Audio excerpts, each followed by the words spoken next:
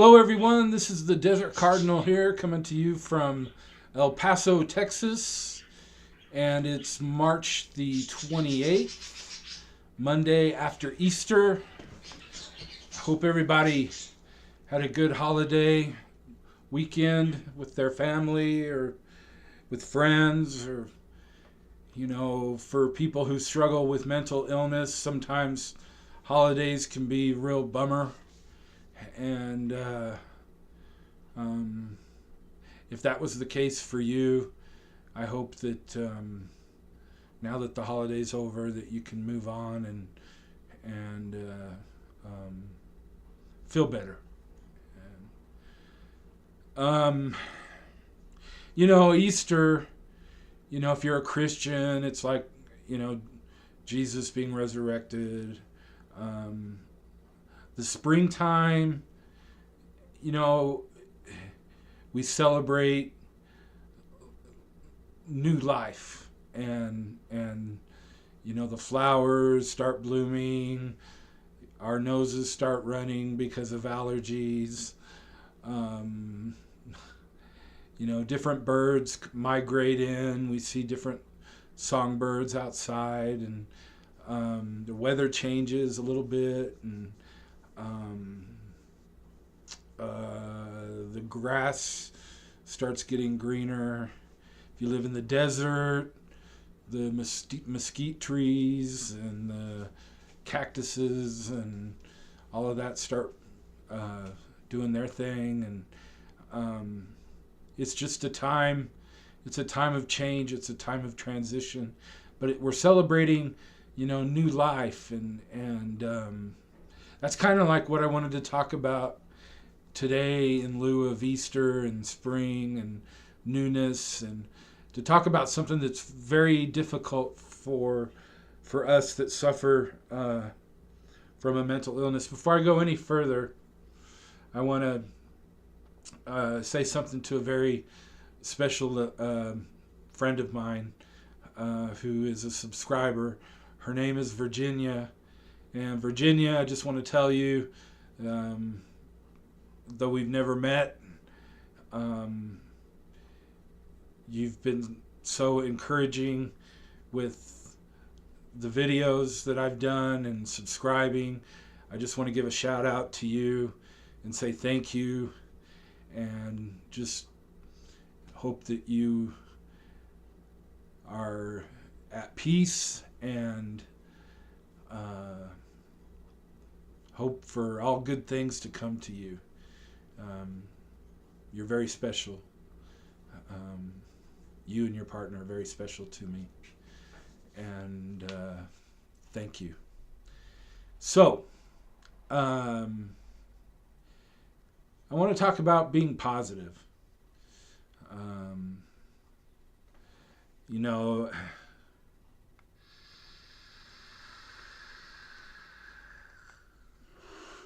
I grew up a real hardcore Christian.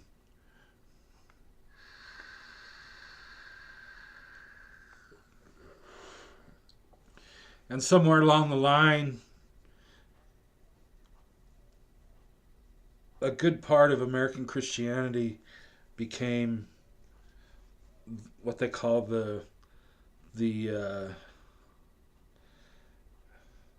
health and wealth gospel, where if you just confess that you're not sick, you won't be sick, and if you just have faith, you'll get money from somewhere unexpectedly, but you got to give, and you give to get. And I mean, it's just really a distortion of what Christianity is supposed to be. But and so for me, when I hear someone talk of being positive, it kind of triggers that in me, and I don't like it, because that form of spirituality, and if you like that, hear me out. For me, it's just real easy to hide behind a mask of oh, everything's great, everything's wonderful, life is good, and you're dying on the inside, and that's not what being positive it really is. You know, a lot of our therapy, the medication, the things that we do are for us to become authentic human beings, and going around saying you're happy all the time, might be you know a nice thing to do, but honestly, I don't think it's going to make you any happier than you already are. Um, Being positive is, in spite of how we feel or in spite of our circumstances, we make a choice to see things differently. And that's being authentic. I can you know be going through a really hard time and choose to still be grateful. We're going through a really hard time financially. I mean, it just it seems like we're robbing Peter to pay Paul. And I was on the phone bright and early this morning, with bill people, and actually, instead of putting it off, got on it early and actually ended up with a discount on one of our bills, 30% off. And it was like, yeah, that's great, thank you. And but for me to go around saying my bank account is full in the name of Jesus, and I know, no, that's not gonna fly. And um, but like on this wall behind me, you see like the Arizona Cardinals logo. Probably what you can't see, there's The Walking Dead. You could probably see part of that in Daryl there. And then you can see, if you could see over to your left, there's a poster. It's the Boondock Saints and their famous prayer they did before they did their deeds. And there's another picture there of a album cover of Jason Mraz, A Beautiful Mess, which really is actually the one that inspired me with the intentional positivity. But there's a picture up there. I don't think you can see it, but it's the dog that I grew up with. And I kind of call that my memory wall, because everything that's up there on that wall or on my bookcase there has a special meaning to me. And when I'm really down and I'm really having a rough time, sometimes I'll just sit in my chair and, instead of being on the computer, I'll just, whoops, I banged the camera there for a minute. I'll just look at that wall and remember things, and remember, like, my dog Dino was his name, and he was a super awesome dog. He was the half German Shepherd, half Great Dane, and just beautiful dog and sweet, kind. When I was a little kid, I had one of those little radio flyer wagons, red wagons. Say that fast, red wagons. And there was a rope tied to it, and he'd actually pull me around the yard, in the backyard, and he was just a really neat dog. And I have a picture of him up there, and and I look at it, and I've got a picture of my other dog that was real special to me. His name was Bubba, and he was a real big dog, big old huge thing. We still probably have slobber marks on the walls because he slobbered so much, but what a special dog he was. And I have pictures of my kids and my wife and uh, things people have given me that are important to me. And so I can look at that wall and, and think a little more positive and in spite of how I feel or in spite of what's going on, it lifts my spirits, and that's what we want.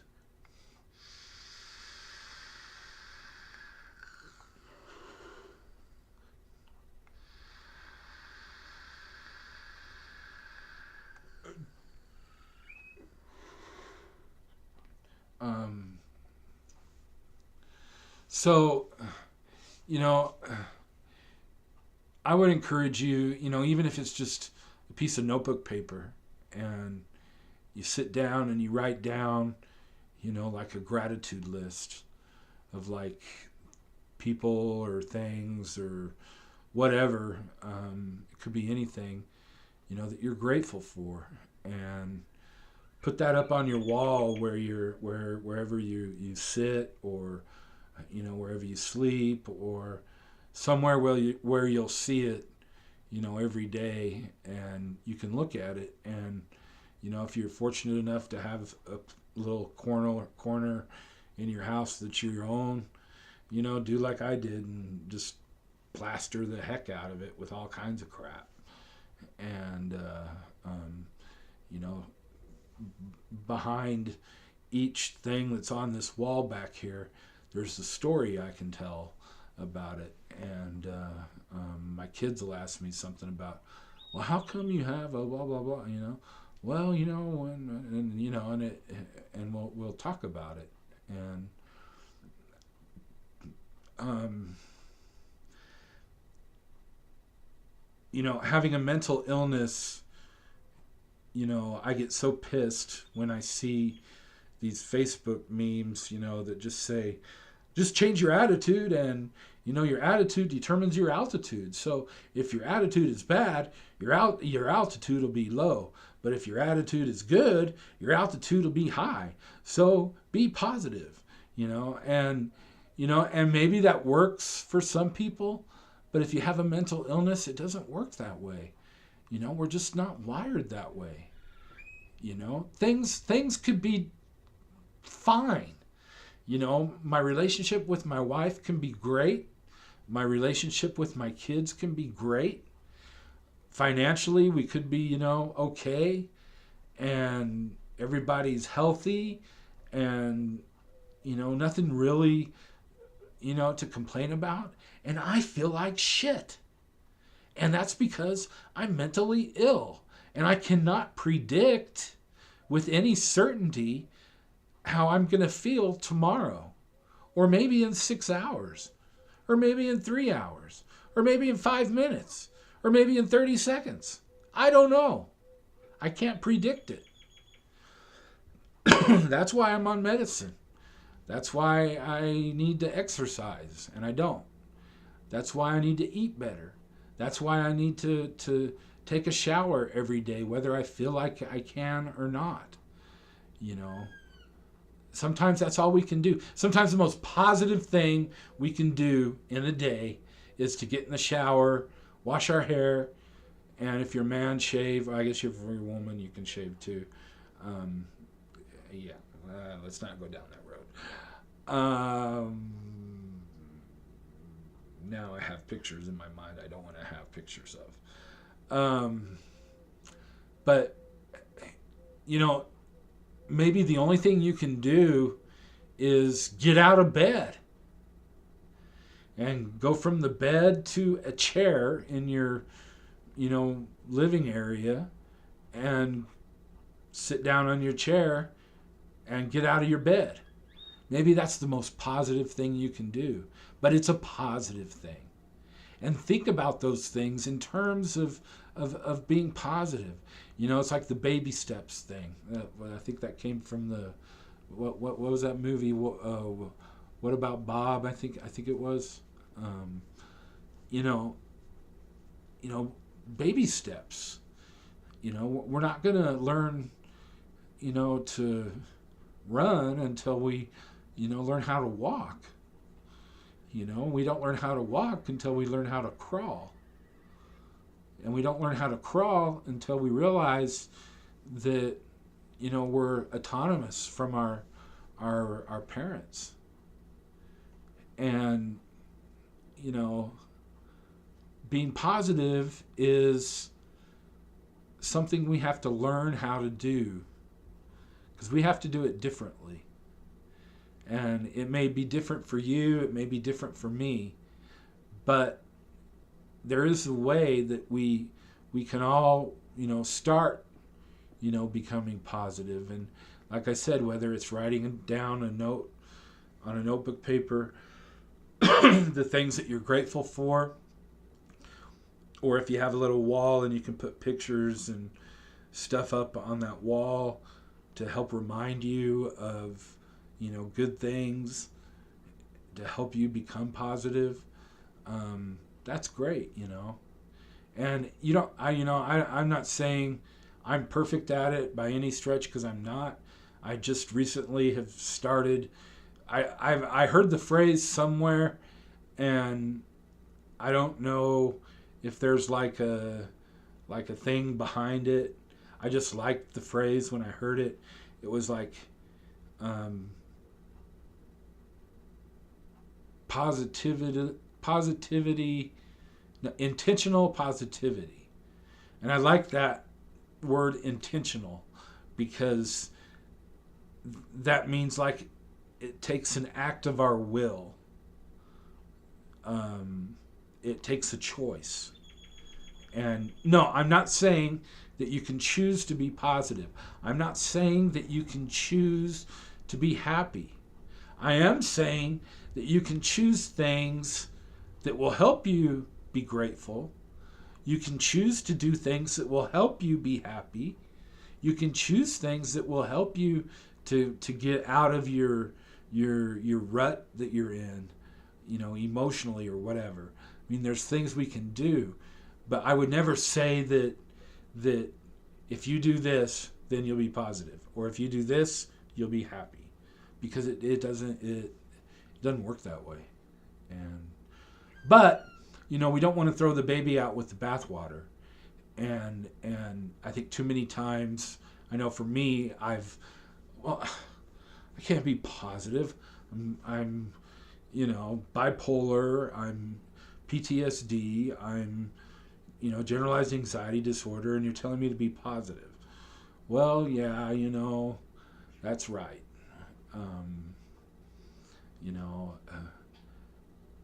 I have all of those conditions, but I can start making choices that will help me to become positive.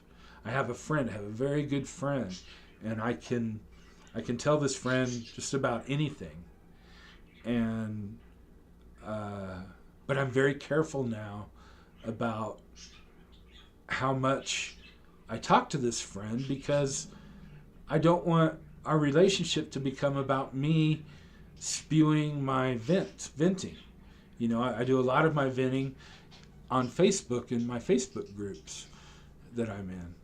And then that way in my relationships, I don't have to vent. I can say, yeah, I'm having a bad day, or things are going icky, and these friends that I do have, they understand, and they understand a little bit more about mental illness than most people do.